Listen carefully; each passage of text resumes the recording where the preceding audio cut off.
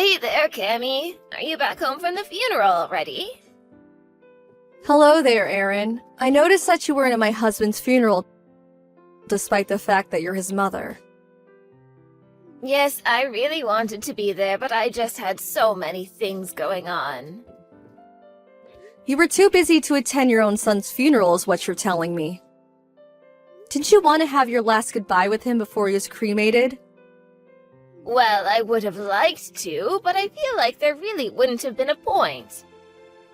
I mean, you know that Tom hadn't been talking for some years before he passed away. But it isn't like you two had a fight and decided not to talk to each other ever again or anything like that, right? Actually, I suppose you could say something similar happened between us, actually. Tom borrowed money from me and then just moved out to live on his own. Not to mention that he hardly ever called home. He basically abandoned his family and wasn't a good son during his life. So I didn't really see why I should interrupt my busy schedule just to attend the funeral for a person like that. Well then, why are you even messaging me like this in the first place? Well, now I'm not so busy, so I think I have the time to head over and see where you're keeping him. Oh, I see. Well, if you wanted to come and pay your respects, I think that'd be really nice, actually. In fact, I think he would really like it if you did. Oh, yes, that's right. I'll be coming over to pay my respects. In fact, I'm going to be paying my respects to him every single day. You're going to visit him every day? Sorry, I'm a little confused. Are we talking about the same things right now? Well, I mean that as of tomorrow, I am going to be living in your house. So get a room ready for me, thanks. Sorry, I still don't understand. You want to live with me? Did you mean to say that you were going to be living near me or something? I don't get what you mean by that. I meant exactly what I said. I'm going to be moving into your house, and you and I are going to be living there together. So you're really going to move here? But who are all you bringing with you? Oh, not many people, just me, my husband, and our daughter. That is to say, your sister-in-law. Hold on just a second. Why are you doing all this? I don't understand. Well, the house that you're living in right now belonged to Tom, didn't it? So, as his closest blood relatives, we should have a right to live in that house too. There are plenty of mixed-generation houses who a couple takes in one set of parents to live with. I heard of that happening, but you have a house. Why do you need to move into mine? I mean, why would you put yourself through all this just to share a living space with me? Well, we actually don't have another house since we sold our old place. You're not serious, are you? You sold your family home? You do know that it was my grandfather who built that house, don't you? And that explains why it's rotting and falling apart now. It's not fit for a family to live in. There's leaking when it rains, and the foundations of the house are starting to rot, which is making the house start to slant. Normally, a house like that would never even sell on the market, but we had a family friend willing to buy it for a discounted price. The timing couldn't have been better, though. So then you really sold your house when you could have just hired someone to repair it. Repair it? In the state it was in, it would have been cheaper to just buy a new house. We had repair costs for everything wrong with our house quoted at around $200,000. So we just thought that it would be easier to sell it and move into a new place. That is to say, your place. That way it wouldn't cost us anything. I suppose you have a point there. But even so, this is all happening a bit too suddenly for me. Well, I am so sorry about that.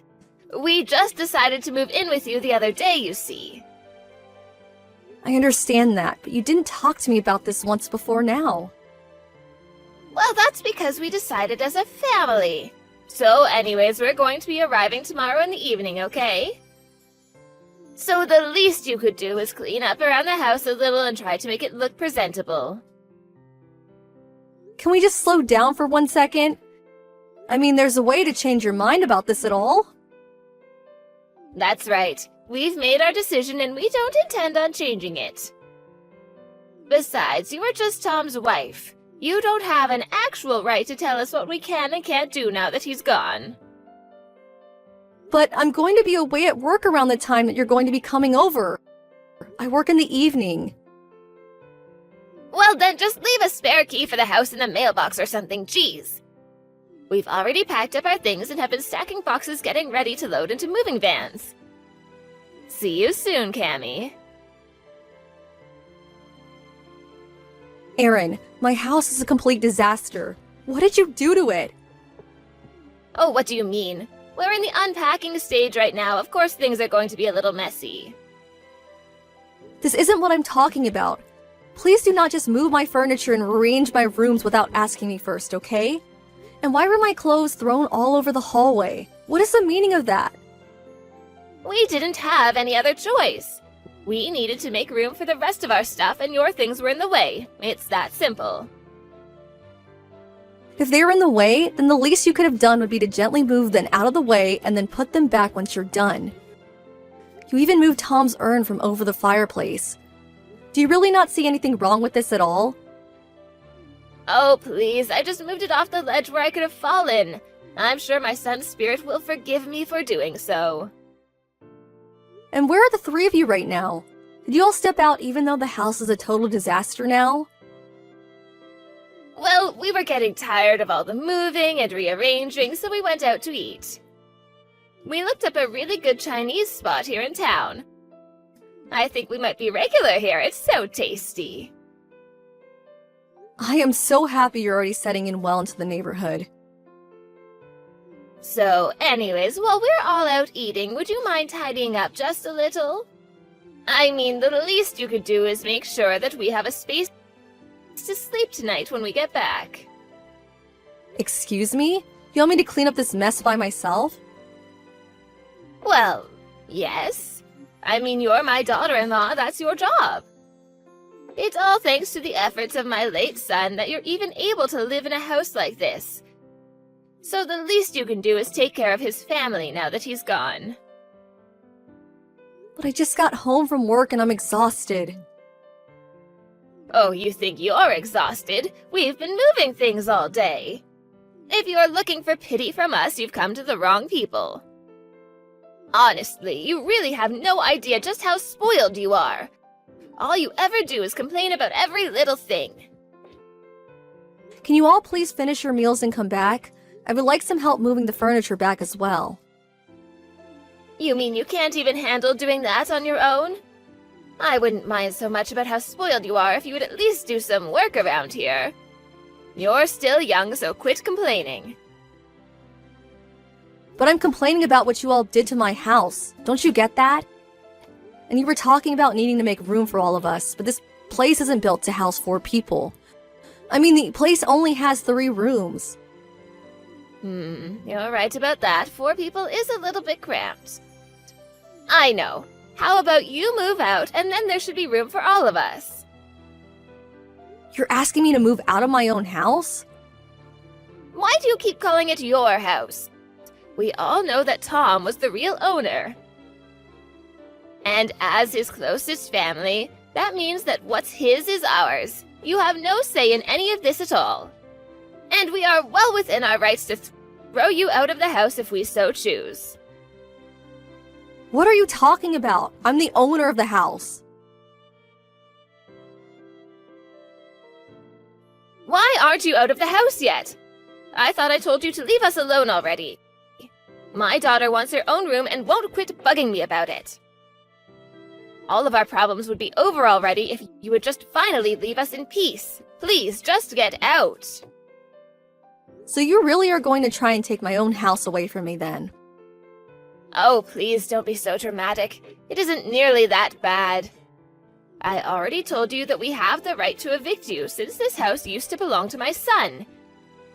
You don't have any room to argue. And you really want the house so badly that you're willing to do something like this to get it? It isn't about what we want. It's the fact that we have a legal claim to this house since it belonged to Tom.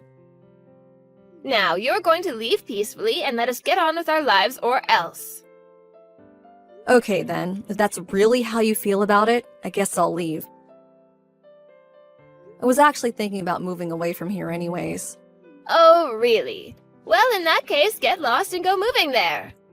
We're going to be living in this house from now on, and we don't need you getting in our way all the time. I already said that I was going to leave. I'll be out of your hair before the day is done. Although I should warn you that Tom didn't leave anything behind. There was no inheritance of his to claim. Oh, what are you talking about? Of course he had things. He had things like this house. No, I'm afraid that after all is said and done, when he died with nothing. I seriously have no idea what you're saying. This doesn't make sense. Then listen very closely, because I do not want to have to repeat myself. Tom died owning nothing. Do you get it? Wait a second, where's this coming from all of a sudden? What is this about, huh? Took my money, gambled it all away, and ended up in $200,000 of debt. Hold on a second. Are you telling me when Tom died he was $200,000 in debt? Surely you must mean 20,000 or something like that, right? I know what I typed, and as soon as he died, banks and debt collectors began reaching out to me looking for their money. When I got the first of these types of letters in the mail, I nearly fainted when I found out just how much in the red Tom was. But I don't believe it. I mean, $200,000? That's way too much. Well, believe it or not, it is the facts. I even have the documents to prove all of what I'm telling you is correct. Why would my son do something so stupid like that? I mean, didn't he know anything about how to use money responsibly? Well, that is one thing that we can agree on. Your husband is indeed an idiot. Not only that, he was a lazy, no-good, horrible person who buried himself in debt before dying. And now that he's gone, it's his family that is left to clean up his mess. I see. I had no idea about any of this. But as his wife, you would be the one responsible for all of the debt now. I mean, you said the collectors were trying to get in contact with you, right? Are you sure that I'm responsible for that? You see, the other day, I submitted my own nullification to inherit anything from Tom. So you remove yourself from his will entirely? That's right. So in other words, I'm not carrying any of his dead weight around with me. And while that means that I get nothing from the will, it also means that I don't inherit any of the debt. But then, who is going to end up taking all of that? Well, I believe he did specify the three of you as his heirs as well, right? You can get the house, but it also means that you're going to take on the debt. Well, we want the house, but not all that debt. Can't we just get the house and call it even? I'm afraid that that is not how it works. If you want to inherit the house, you have to inherit the debt. Oh, but we're talking about $200,000 here. That's right. Well, actually, to be accurate, I think it's actually more like $2,100, $6,500. But that's even more than $200,000. Sorry, I was doing a little bit of rounding before. There is no way that we're able to afford something like that. Oh, come on. I'm sure that this is the three of you combine your efforts that you could pay that off in no time. I mean, you are three capable adults. Surely you can handle that, right? Besides, this is something that you can remember your son through. I know you can pay it off if you try. What happened to your old jobs that you all had were working before? We had to quit those so that we could move all the way out here. Besides, it wasn't exactly as if all three of us had what you would call careers anyways.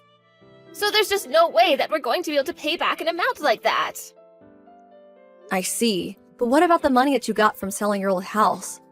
Surely that must still be around, right? No, we had to use all of that money to pay for the moving expenses to get to your house. Wow, it must not have been all that much money then. But I guess you did say that you had to sell your house for cheap. I don't need to hear that kind of thing from you. Why didn't you ever mention any of this before to us? I just told you right now. What are you talking about? This wouldn't have even been a problem for you all if you hadn't just decided amongst yourself to move here. When I realized the types of people I was going to be dealing with, I knew it was going to be more simple to just remove myself from the process entirely. The bottom line is that the debt comes with this house and there's no escaping it. The story has to be a little bit more complicated than that. I mean, if we lose this house, where are we going to live?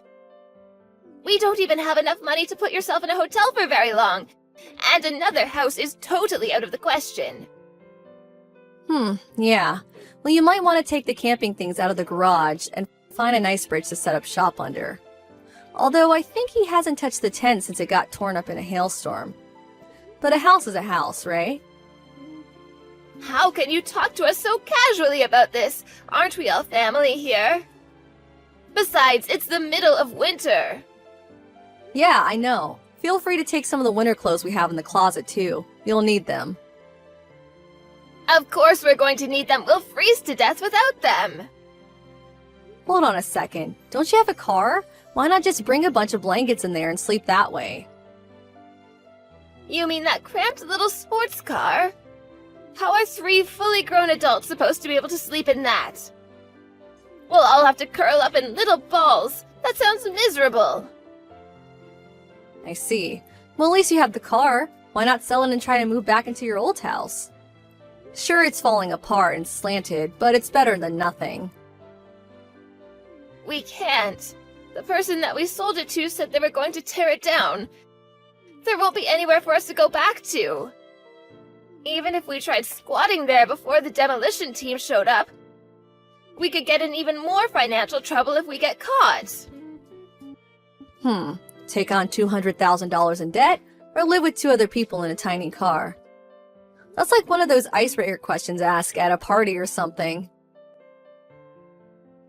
This isn't a joke. It's our lives that we're talking about.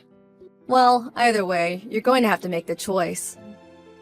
You're going to have to make a choice. I imagine that you're going to choose not to take on the debt, though. Either way, you have to choose quickly. How could our son do this to us? That stupid boy, what was he thinking? Aaron, that's the sanest thing you've said all day. Cammy, are you there? I have a little favor to ask of you. Is there any way that I could get you to help us out just a little? Well, it's been a while since I've last heard from you. How have things been going? Please, we desperately need money. We can't keep going on like this. Oh my. Well, where are you all right now, and what are you all doing? We're still living in the house. This damned house our stupid son left us. So then you chose to take on all that debt? We didn't have any other choice. We wanted to leave it first, but we couldn't. Huh? Well, what is that? What brought you back to live there? After the first week of trying to live and sleep in that car, we were all so sore and uncomfortable. My husband can barely even move now. Oh my, I suppose spending that much time in such a cramped space really can't be good when your joints are that old. It's like you're living in an airline seat or something. Well, anyways, that's why we had to go back to the house. We just couldn't stand to live like that anymore. And it sounds like the choice has been made for you. We even tried to camp outside a little, but it was so freezing cold we couldn't do it. It was either take on the debt or destroy our bodies. We thought about selling the house and putting it towards paying off the debt as well, but we would have to wait until the weather improved before we could even do that. Sounds to me like you all are trapped there for a while then. Oh, and there was one thing that I forgot to tell you about the house. I'm actually not sure if you'll be able to sell it, actually. What are you talking about? Why wouldn't we be able to sell the house? Well, you probably noticed the mountain face that is basically right being behind the house, right? We are just always suffering from landslides coming down the mountain from rainy season or construction. Basically, that house just doesn't have very stable foundations and is constantly at risk of a natural disaster. You mean that mountain that I'm looking at right outside my window could come down on us at any time? Well, probably not in winter, unless it snows a whole bunch. I just wish you the best of luck in finding a buyer. Either way, you'll probably only be able to get way less than whatever you thought you originally could. Sell the house if you want. I'm just not sure how much good it will do you, really. This can't be happening. Why didn't you say anything earlier? We had no idea about any of this. You should have told us. I really don't think that you would have listened to any word that I said, even if I did say anything. Maybe so, but you could have at least tried to tell us. You didn't even say anything. Why would I put that kind of effort into warning the people trying to kick me out of my own house? Please, you have to do something to help us. I will not, and I hope that living in that house reminds you every day that you got yourself into this mess. You may think that your son is an idiot for doing what he did, and I would even agree with you, but I also strongly believe that the apple doesn't fall far from the tree. In the end, Erin and her family stayed in the house and took on the $200,000 of debt. That spring, however, the melting of all the snow on the mountain caused a huge flood that heavily damaged the house. Since they all lacked the money to pay for any kind of insurance, they had to leave their flooded home with nothing in hand. Now, they all live in a tiny apartment, doing their best working multiple jobs. As for me, I returned home to live with my parents for a while. While there, I met up with an old crush of mine and soon we were dating. He's very nice and kind and nothing like Tom was. All I want to do now is forget all about him and start my life over again.